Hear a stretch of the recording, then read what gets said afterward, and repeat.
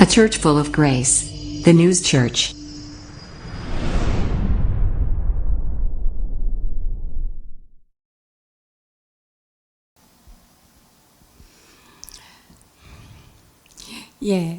제 시간에 시편 강해를 보시다 보면요, 음악적 용어들이 자주 등장하는 것을 볼 수 있습니다.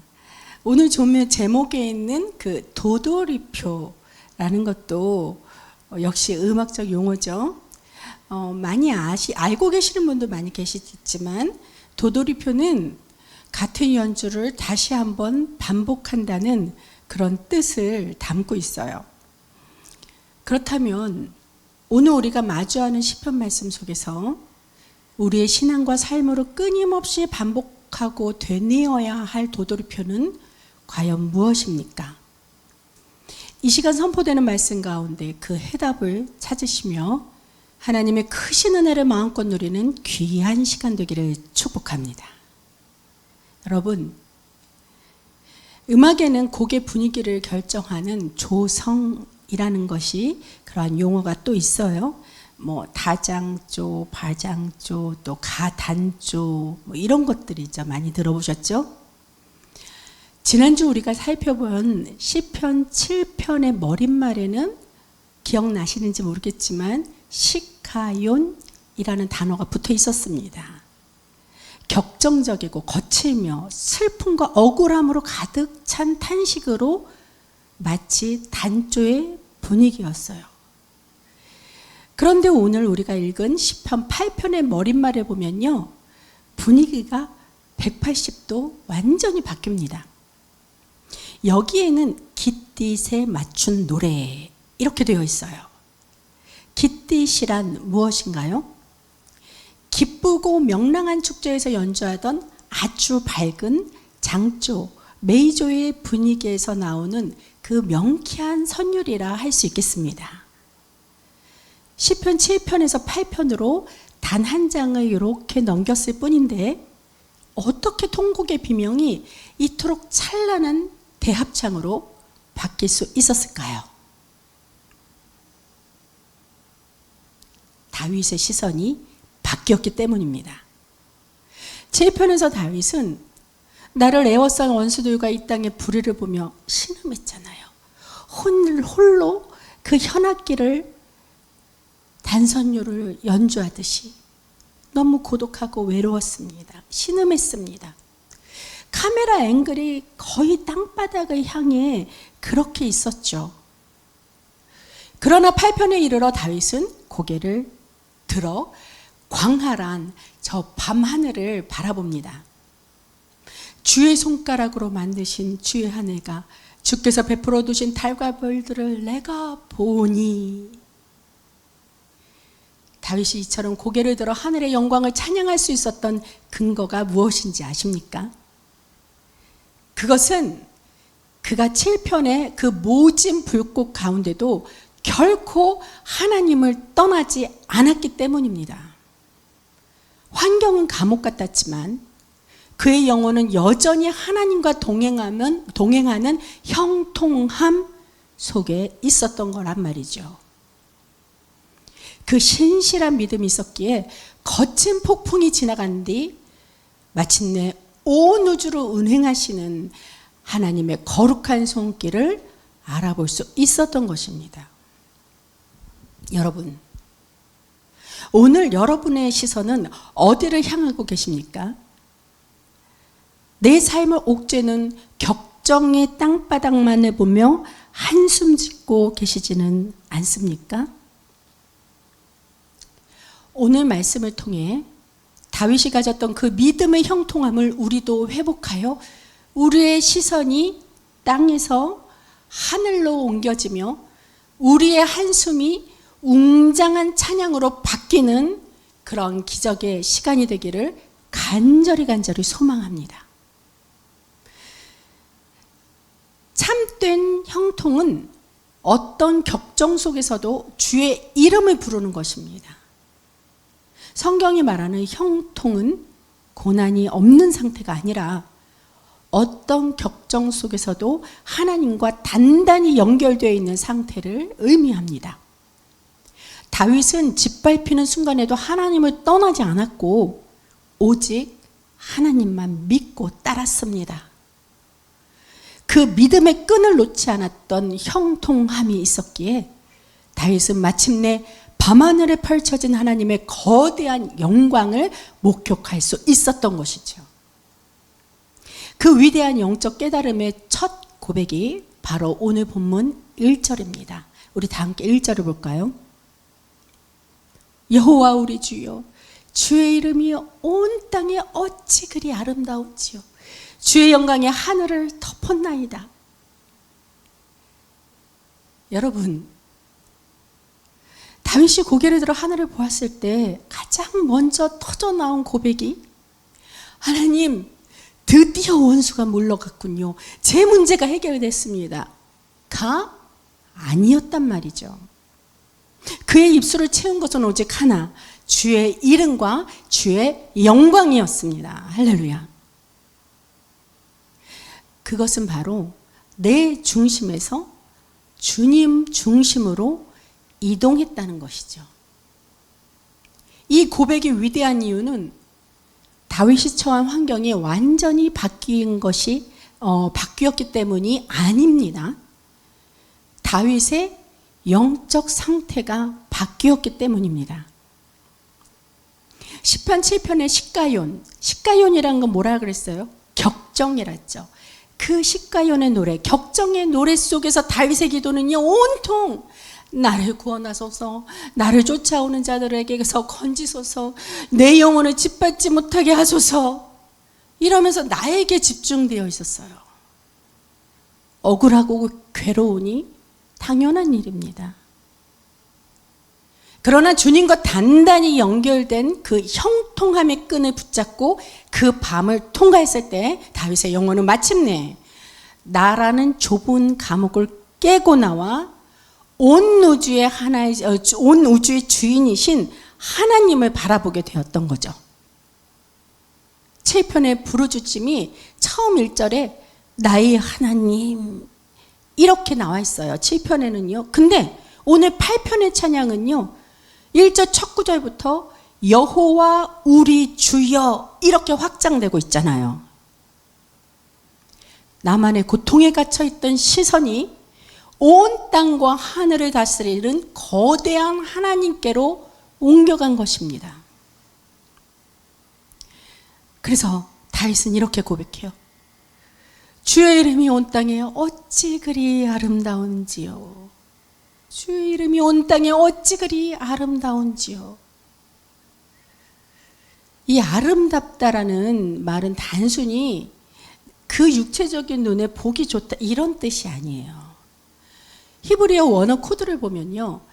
강력하다, 위험 있다, 광채가 난다 이러한 의미를 담고 있습니다. 세상 사람들은 낮에 태양이 환하게 뜰 때, 즉 세상적으로 내 삶이 형통하고 일이 술술술술 잘 풀릴 때만 하나님의 위엄을 말하고는 하죠. 그러나 진짜 믿음의 자녀들은요, 칠흑 같은 밤하늘 속에서도 반짝반짝반짝 빛나는 별들을 보면서 하나님의 신실하심을 읽어냅니다. 다윗이 밤하늘을 보며 감탄할 수 있었던 이유는 그 밤이 오기 전 광야의 그 거친 낮을 지나는 동안에도 주님의 이름을 끝까지 붙잡았기 때문이죠. 주님의 손을 놓지 않고 버텨낸 사람만이 폭풍우가 거친 밤하늘에 가득 찬 주의 영광을 알아보고 어찌 그리 아름다운지요 라고 이렇게 전율할 수 있는 것입니다. 여러분, 오늘 우리의 입술에는 어떤 이름이 가득합니까? 나를 괴롭히는 사람의 이름? 나를 불안하게 만드는 그 물질이란 이름? 또 내 몸의 질병 때문에 건강이라는 이름? 등등에 갇혀 내 처지가 어찌 그리 이렇게 기가 막힌지요. 탄식하고 계시진 않습니까? 진짜 형통은 상황의 반전이 아니라 시선의 반전입니다. 내 삶의 격정이 아무리 거칠어도 내 주인이신 여호와의 이름을 놓치지 않는 거란 말이에요. 우리가 주님과 단단히 연결되어 있기만 한다면 눈물로 지나온 우리의 온 땅 위에도, 그리고 우리의 거친 영혼 위에도 하늘을 덮는 주의 영광이 반드시 임하게 될 줄로 믿습니다. 자, 다음 2절을 볼까요? 주의 대적으로 말미암아 어린아이들과 젖먹이들의 입으로 권능을 세우시며 이는 원수들과 복복자들을 잠잠하게 하려 하심이니이다. 어린아이들과 젖먹이들, 어린아이들과 젖먹이. 자, 젖먹이가 어떻게 원수를 이길까요? 세상이라는 무대에서 승리하려면 거대하고 아주 웅장한 이러한 부피나 무게가 있는 그런 소리가 필요하다고들 다들 생각합니다. 나를 모함하고 공격하는 원수들의 목소리는 마치 온 무대를 집어삼키듯 쾅쾅거리는 거대한 음량들을 소리내는 그런 악기들과 마치 같다는 생각이 들어요. 그 압도적인 소음 앞에서 우리가 엄물 기죽어 하면서 자존감도 낮아지고 기가 죽습니다. 반면 어린아이와 젖먹이의 소리는 어떻습니까? 악보에 보면은요, 우리가 찬양할 때 성가곡집에서도 보면 그런 게 있어요. 피라고 약자가 있습니다. 그것은 피아니 시모라는 그러한 표시예요. 무슨 뜻이냐? 매우 여리게. 이러한 악상기호가 있습니다. 자, 피아니시모처럼 가장 여린 소리만큼이나 매우 작고 갸냘픈 옹알이 소리가 어린아이들과 젖먹이들의 소리라는 거죠. 거친 세상의 소음에 묻혀서 흔적도 없이 사라질 것 같은 아주 연약한 그러한 소리입니다. 그런데 여기서 하나님의 거룩한 반전이 일어나죠. 만물의 지휘자이신 하나님은 원수들의 그 무지막지한 그 불협화음들을 깨트리기 위해, 보세요, 하나님이 그 원수들, 악의 세력들 소리보다 더 큰 대포 소리를 쏘시나요? 받나요? 아닙니다. 대신 가장 낮고 연약한 젖먹이들의 입에서 나오는 순전한 찬양의 단선율을 무대 한가운데 이렇게 올려놓으시죠. 세상의 교회에는 아무 힘도 없어 보이는 그 순수한 노랫소리가 연주되는 순간 신기하게도 세상을 호령하던 그 원수들의 거친 소음들이 일제히 쉼표를 만난 것처럼 일제히 잠잠하고 꼼짝 못하게 됩니다.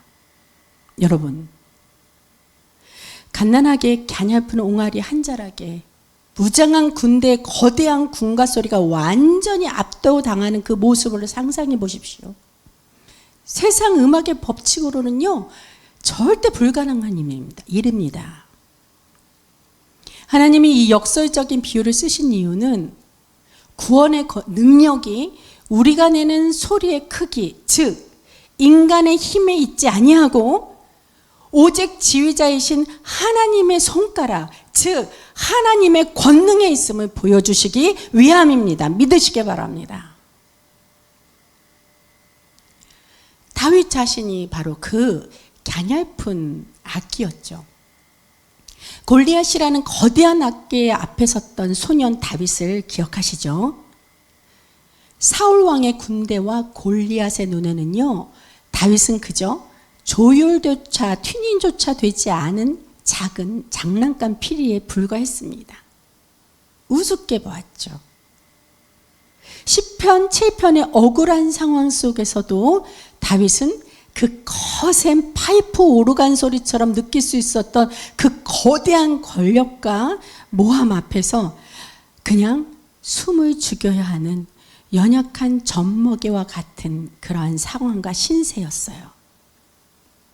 그러나 다윗은 세상의 룰대로, 세상의 법칙대로 똑같이 날카롭고 거친 소리를 내지 않았다는 겁니다. 칼을 들지도 않았고요. 오직 여호와의 이름이라는 가장 맑고 순수한 음정을 잡아 입을 열었죠. 세상이 보기엔 저 어린아이가 혼자서 어떻게 저렇게 갸냐프게 연주를 하려고, 이러한 생각으로 참 애처로워 보였지만 만군의 여호와께서 그 소리에 하나님의 권능이라는 웅장한 오케스트라의 백그라운드 사운드를 이렇게 덧입혀 주셨어요. 그 순간 다윗을 모함하던 대적자들의 불협화음은 단숨이 부끄러움으로 운매 기주고 오히려 그들이 침묵하게 되었어요. 다윗은 지금 자신이 바로 그 연약한 선율의 주인공이었음을 지금 고백하고 있는 것입니다. 그때 예수님이 주의하신 성전의 대합창이 울려지고 있겠죠. 자, 이 구절은요, 먼 미래 예루살렘 성전에서 그대로 재현될 완벽한 예언이기도 했습니다. 예수님이 나귀를 타고 성전에 들어가셨을 때 종교 기득권자들은 그들의 마음은 시기와 분노로 꽉 찬 거친 소음으로 가득했습니다. 대제사장들과 서기관들은 예수님을 죽이려고 눈을 부릅뜬 채 웅성웅성거리고 있었어요. 그 엄숙하고 살벌한 침묵을 깨고 성전 가득 울려 퍼진 소리가 있었죠. 순전한 어린아이들이 주님을 정확하게 알아보고 드린 찬양의 화음이었습니다. 호산나 다윗의 자손이요, 호산나 다윗의 자손이요.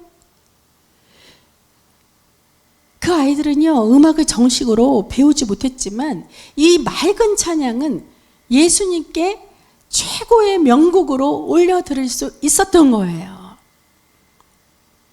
그러나 종교 지도자들은 눈앞에 메시아께 드리는 그 위대한 명곡인데도 알아보지도 못하고 듣지도 못한 채로, 그러니까 눈도 멀고 귀도 먹은 거죠.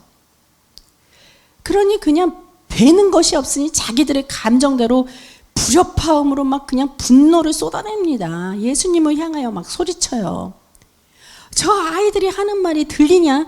율법도 모르는 저 철부지 아이들이 감히 메시아를 논하다니 왜 저 호산나 소리를 당장 멈추게 하지 않느냐라고 이렇게 묻습니다. 감히. 그래서 예수님은 바로 이 시편 8편 2절을 인용하여 그들의 입을 막으셨어요. 그 기록이 마태복음 21장 16절 말씀에 나오는데요. 예수께서 이르시되 그렇다. 어린아기와 젖먹이들의 입에서 나오는 찬미를 온전하게 하셨다 함을 너희가 읽어본 일이 없느냐. 그렇게 율법하면서 하나님의 말씀인데 읽어본 일이 없느냐? 예수님께서 이렇게 말씀하시니 그들은 잠잠해진 겁니다. 할 말이 없어졌습니다. 하나님은 세상에 똑똑한 척하는 자들의 교만하고 거친 소리를요, 어린아이들의 청아한 찬양의 한 구절로 완벽하게 제압하셔서 잠잠하게 하셨습니다. 여러분, 세상은 끊임없이 우리에게 속삭입니다. 네 소리를 키워라.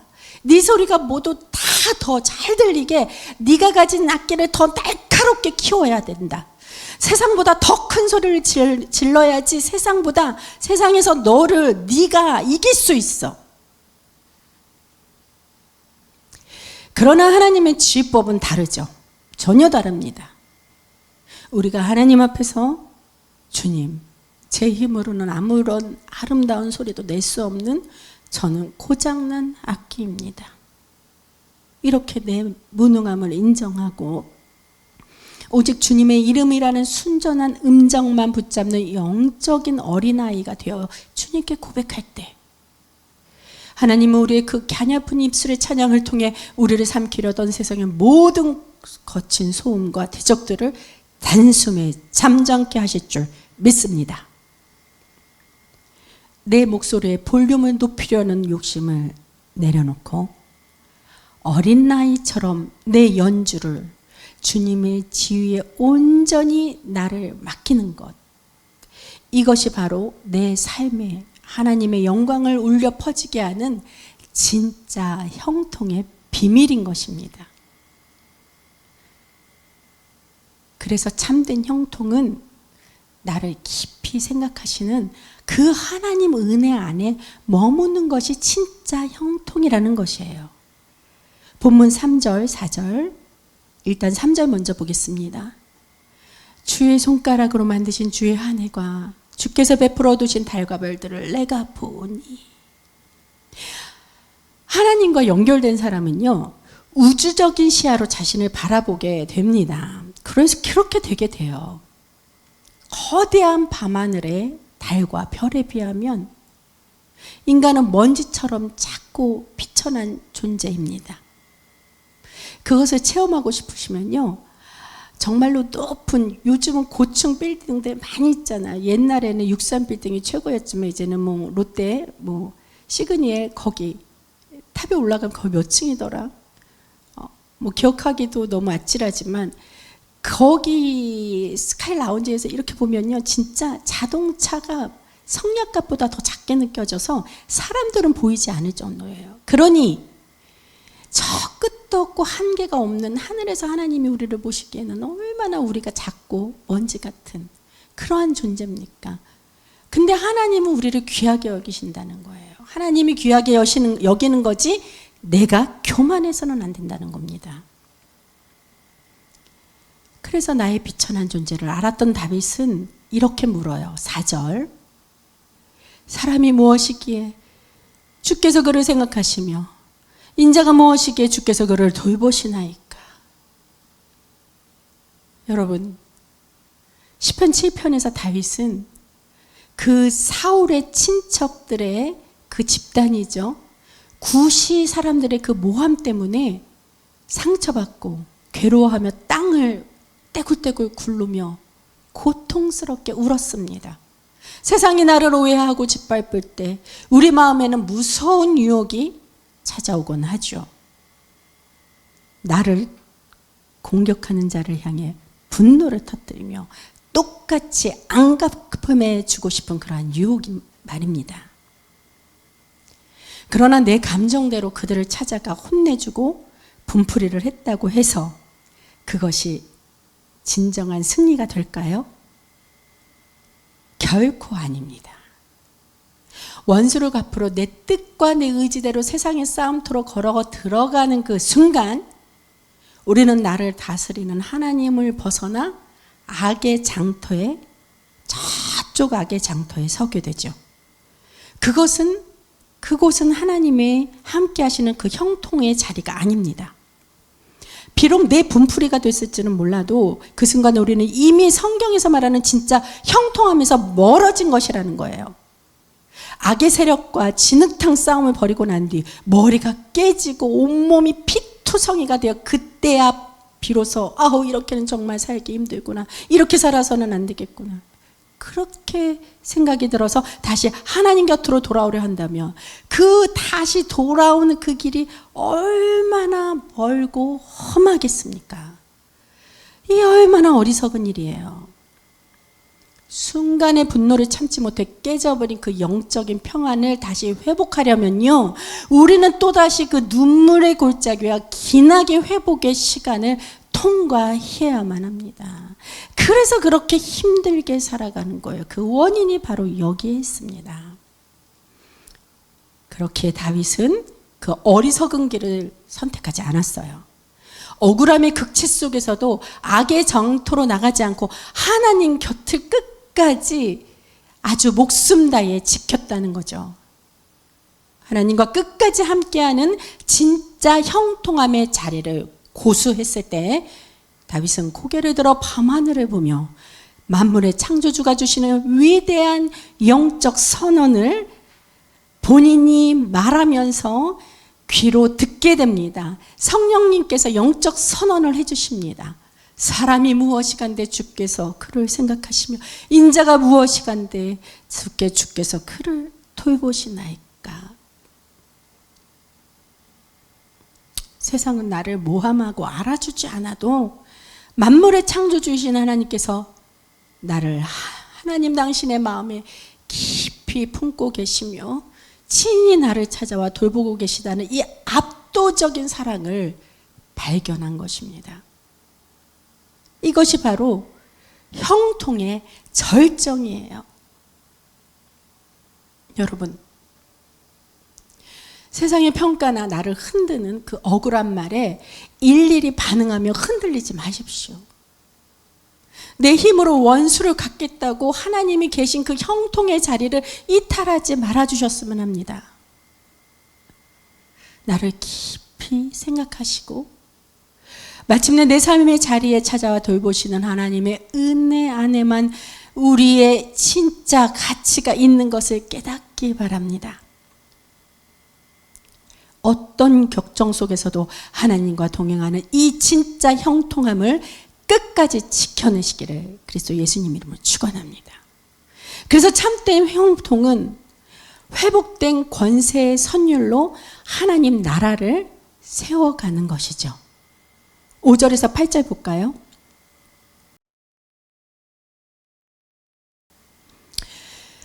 그를 하나님보다 조금 못하게 하시고 영화와 존귀로 관을 씌우셨나이다. 주의 손으로 만드신 것을 다스리게 하시고 만물을 그의 발 아래 두셨으니 곧 모든 소와 양과 들짐승이며 공중의 새와 바다의 물고기와 바닷길에 다니는 것이니이다.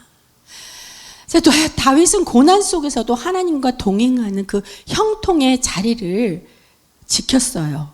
그랬을 때 우리가 볼 수 있는 것이 무엇입니까? 하나님이 인간에게 베푸신 그 창조의 원형, 원래 모습으로 회복시켜 주시고 위대한 신분으로 상승시켜 주신 것을 볼 수 있게 되는 겁니다.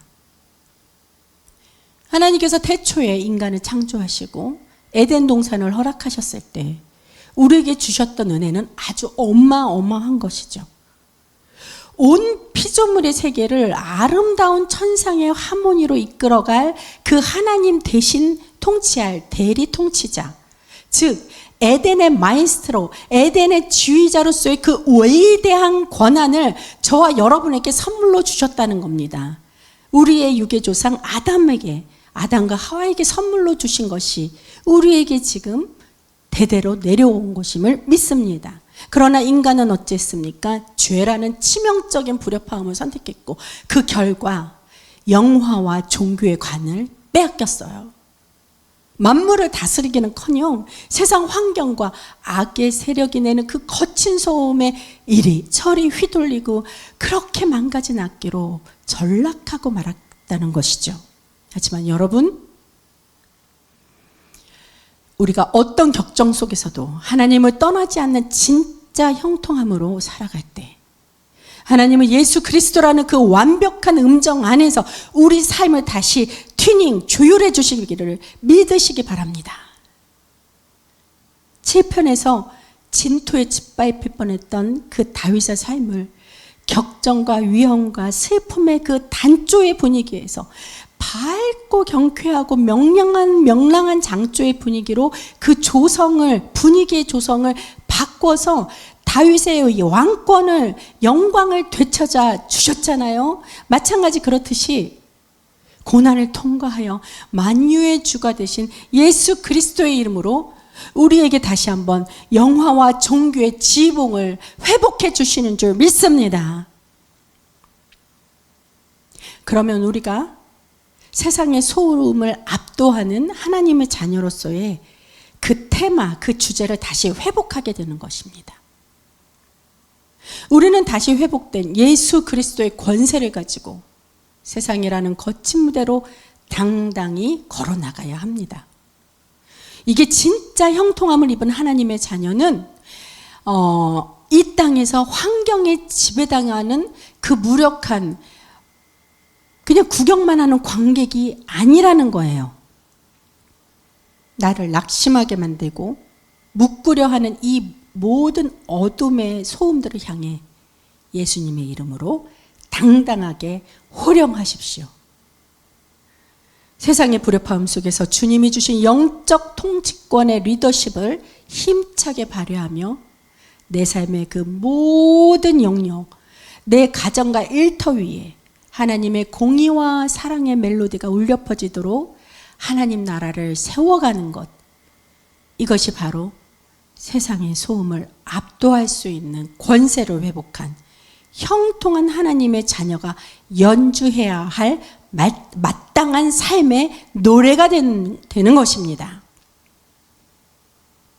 이 노래가 찬양으로서 계속 반복되는 도돌이표가 되는 거예요. 우리가 그럴 때 영광의 찬양으로 완성되는 진짜 형통의 여정으로 살아가게 되는 것입니다. 이제 다윗은 이 거대한 구원의 드라마, 짓밟히는 단조의 탄식에서 시작해서 우주적인 영광과 권세의 회복이라는 웅장한 장조, 메이저의 그 대합창에 이르는 모든 인생의 여정을 마친 후 오늘 본문의 마지막 구절에서 이러한 피날레로 장식할 수 있게 되었습니다. 9절, 여호와 우리 주여, 주의 이름이 온 땅에 어찌 그리 아름다운지요. 여러분, 이 9절 고백이 오늘 시편 8편 1절의 고백과 토시 하나 틀리지 않고 똑같다는 것을 발견할 수 있어요. 음악으로 치면요, 처음의 주제 멜로디로 다시 돌아와 연주하는 도돌이표와 같습니다. 그래서 우리의 인생의 처음과 마지막은 이 도돌이표로 찬양의 선순환이 이루어져야 된다는 거예요. 다윗도 보십시오. 다윗은 왜 1절에서 했던 찬양을 9절에서 그대로 반복하고 있었을까요? 이것은 우리 인생의 여정의 연주가 되는 첫 음과 마지막 음이 어떠해야 하는지를 보여주는 영적인 선포입니다. 우리의 인생은 언제나 믿음의 찬양으로 첫 건반을 눌러야 합니다. 그리고 우리의 호흡이 닿아 손을 떼는 그 순간에도 영광의 찬양으로 온 땅에 아름다운 감사의 여운을 남기는 삶이 되어야 한다는 거예요. 이것은 마치 1절에서 고난의 밤을 연주하며 입술로 먼저 올려드렸던 그 찬양이 삶의 모든 질곡과 은혜의 마디를 다 통과한 후에 마침내 9절에 이르러서도 내 삶 전체의 고백이 되어 터져나오는 위대한 영적 도돌이표의 찬양과 같다는 겁니다. 눈물의 골짜기조차 거룩한 오케스트라의 한 파트로 소화해내는 이것이 바로 진짜 형통한 자가 누리는 은혜의 선순환입니다. 그러면 계속 이어지는 주님이 주시는 그 은혜의 선순환, 우리가 누리고 받고 누릴 때 우리는 이제 어떻게 해야 됩니까? 이제 사명의 변주곡으로 우리는 그렇게 연주를 또 해야 되는 거죠. 복음의 멜로디를 심는 삶으로 우리는 변주되어야 하는 거예요. 주의 이름이 온 땅에 어찌 그리 아름다운지요. 온몸으로 느끼며 감사함으로 연주해 보았다면요, 이제 이 아름다운 주의 이름을 땅 끝까지 파송하는 전도와 선교의 사명을 감당해야 되는 줄 압니다. 나 혼자 독주로 감탄하는 음악에 머무르는 것이 아니라 이 위대하신 하나님의 이름을 아직도 모른 채 세상의 악한 소음 밑에서 신음하는 수많은 영혼들의 그 영혼의 신음하는 소리가 들리지 않습니까? 그러한 소리들을 향해 열방으로 나아가 우리가 복음의 찬양을 들려주어야 해요. 저는 이 아침에 여러분에게 여러분을 향한 축복의 선포를 하기를 원합니다.